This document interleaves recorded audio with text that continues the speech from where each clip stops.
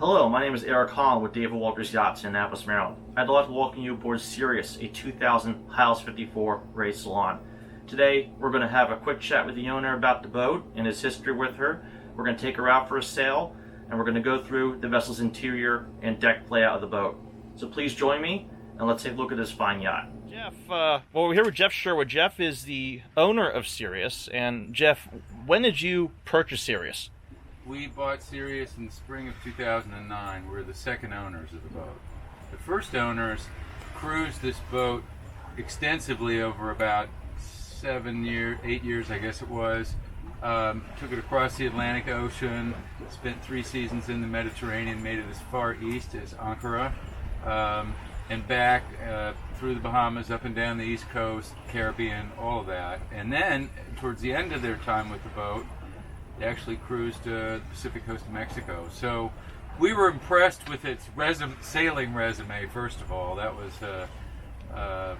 pretty important to us. And we have all the logs, which we will obviously pass on to the next owner. We were very, I liked the boat because I wanted a center cockpit. I knew Hylases were very strong, sturdy boats. My wife a little skeptical about offshore sailing, so I felt that one thing was important was to buy a boat that I knew we would be very confident that as long as we didn't have too much sail out, there was really no way that we could get in trouble with this boat. And we actually sort of lived that when we crossed the Gulf Stream on our way to the BVI, Caribbean 1500.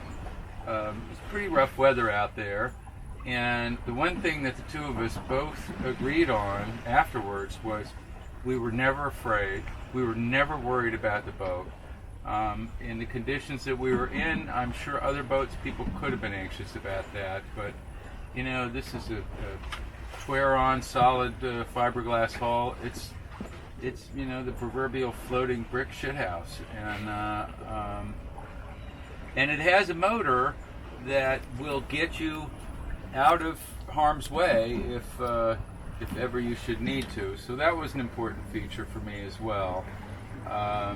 We like the fact of the electric winches, which enables 2 people to manage all the sails.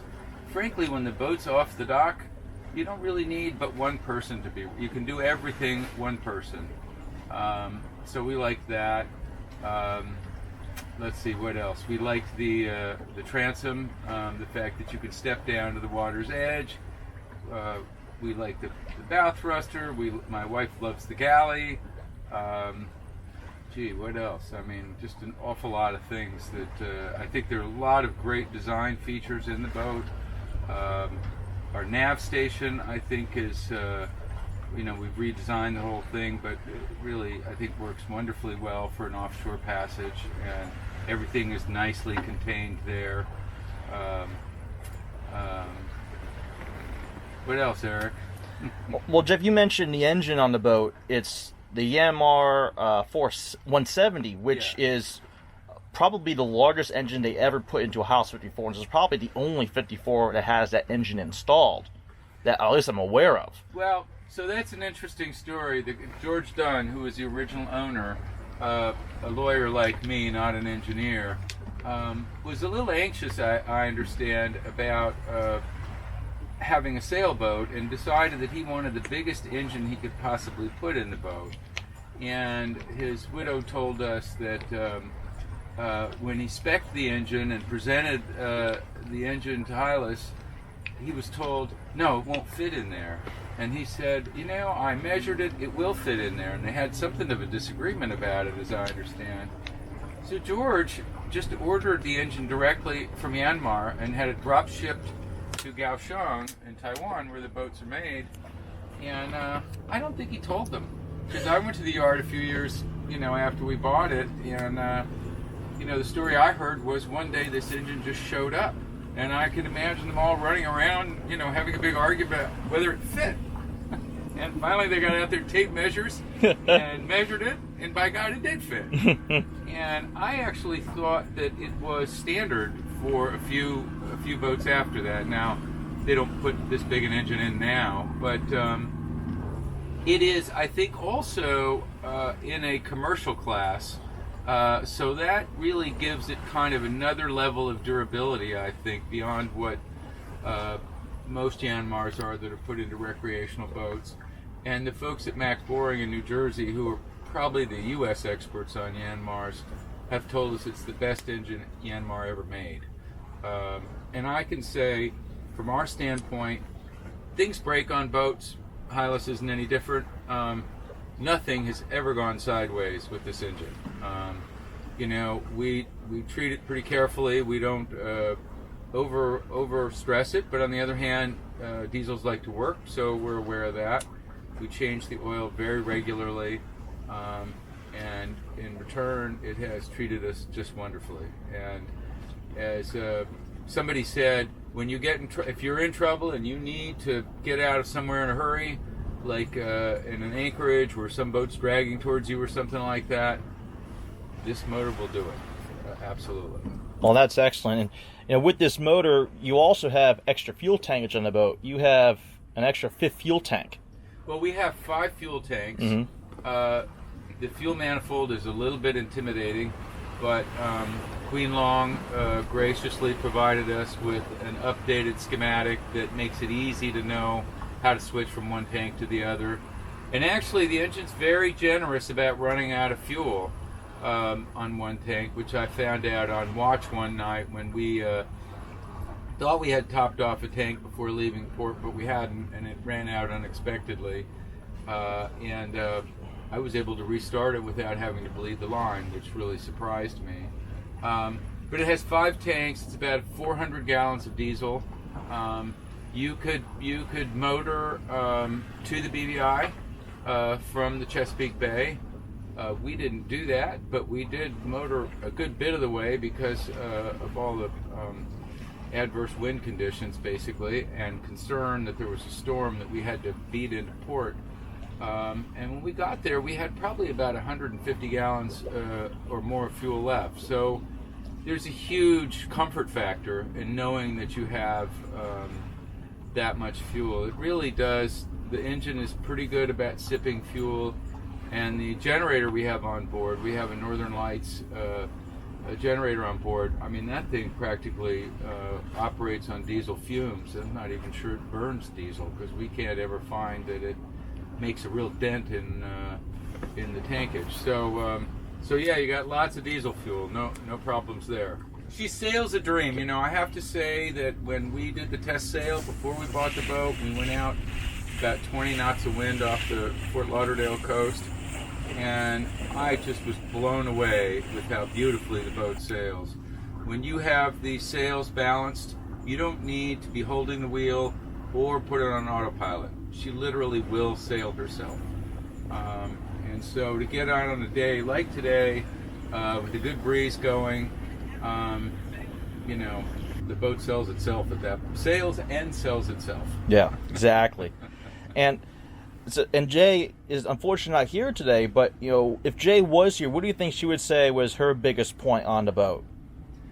Well, she's more interested in sort of the après sail life. She really likes being at anchor. Mm-hmm. We upsized our anchor, so we have a Rockin' 55, which is about a 115-pound anchor. When that baby goes down, and we have all new 3/8 chain, galvanized chain. When that goes down, the boat is very secure. She likes that a lot. As I said, she likes the Galley. It's delightful to sit both forward at anchor and in the aft deck, and so we've had many a happy hour in both of those places. And I think the other thing I would just say is she likes the stability and sturdiness of the boat. I mean, she does feel very safe on this boat. Mm-hmm. Yeah, I'd say those are probably the main features that that she would talk about if she was here. Excellent. Oh.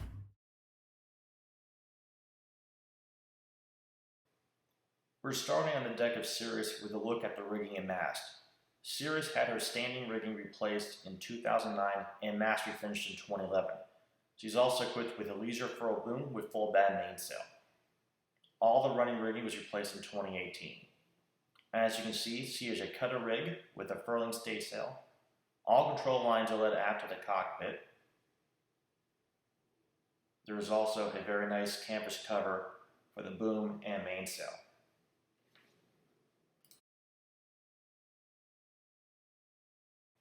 As you can see here, much of the mast harbor has been upgraded with new turning blocks by Harkin.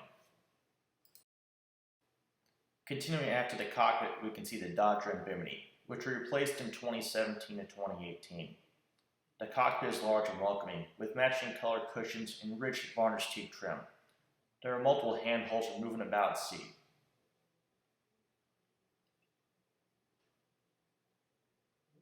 All winches are by Lumar and all are electrically powered, including primaries, secondaries, cabin top, and main sheet winches.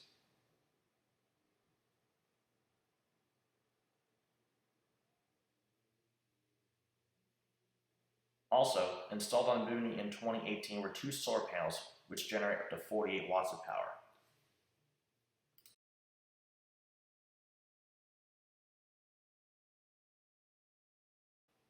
Behind the cockpit, we have the aft deck.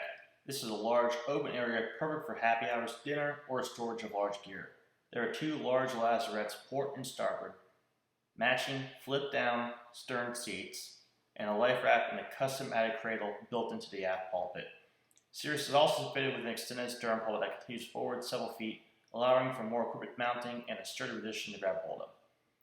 The Traveler was upgraded in 2013 as well to allow for easier adjustment from the cockpit with easy-to-open clutches just outside the cockpit. This allows the Traveler to be adjusted via winch if necessary without removing the main sheet. The transom of Sirius features Hylas' unique look, with a step-down transom and stainless steel protection strake. Custom painted catered davits with Harkin winches were added in 2015. There is also a small storage locker under the steps for dinghy supplies or dive gear. Traveling back forward on the starboard deck, we can experience the wide side decks of the Hylas 54. This allows for easy movement about deck. You can also take notice of the lifelines, which are at the proper height for offshore safety and comfort, easy to grab hold of in a seaway. Approaching the bow, we can easily see the quality of workmanship that sets Hylas apart from other brands. The windlass is installed on top of a stainless steel plate, which runs out to the bow stem.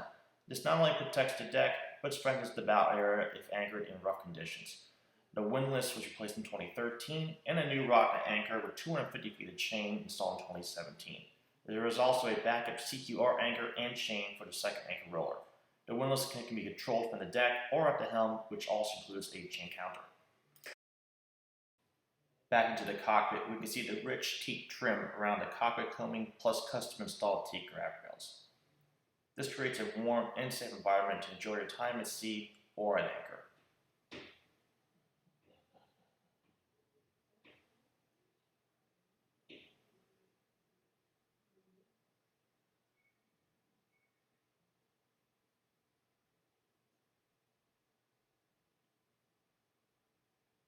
The Furuno NavNet plotter at the helm was installed in 2017, and there are primary and secondary autopilots mounted at the helm.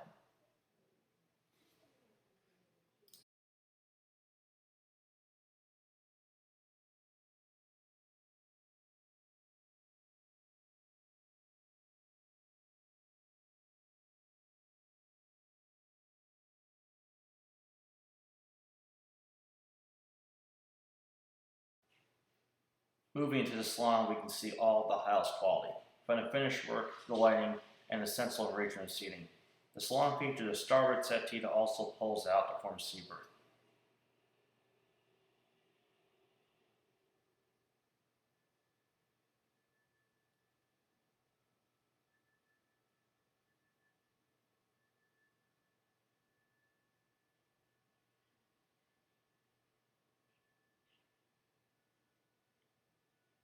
The companionway is easy to utilize thanks to its low angle and multiple grab bars.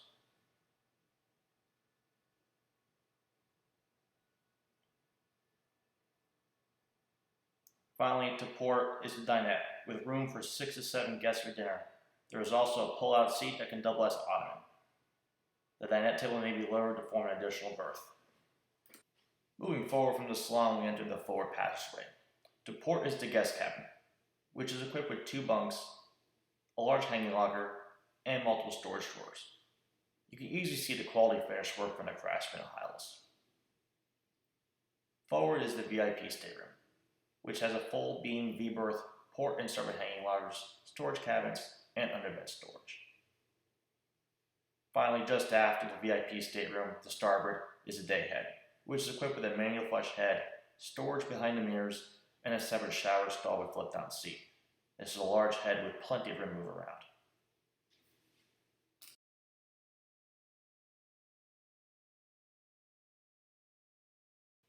Just after the salon is the nav station. This is the nerve center of the Hylas 54. This particular Hylas 54 was custom ordered with an additional desk for a laptop and additional storage. Much of the electrical switching has been upgraded with modern solenoid breakers and digital gauges. There is a full array of electronics and modern communications gear. Moving to the passageway galley, we can see why these boats are so popular. The galley is spacious, with everything within easy reach. The countertops have been upgraded, including the sink.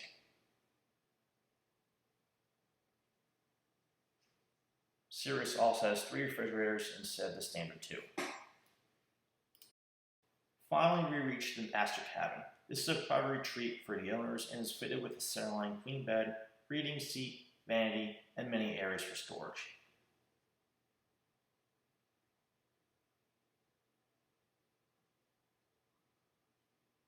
The ensuite master head includes an electric flush head and separate shower stall.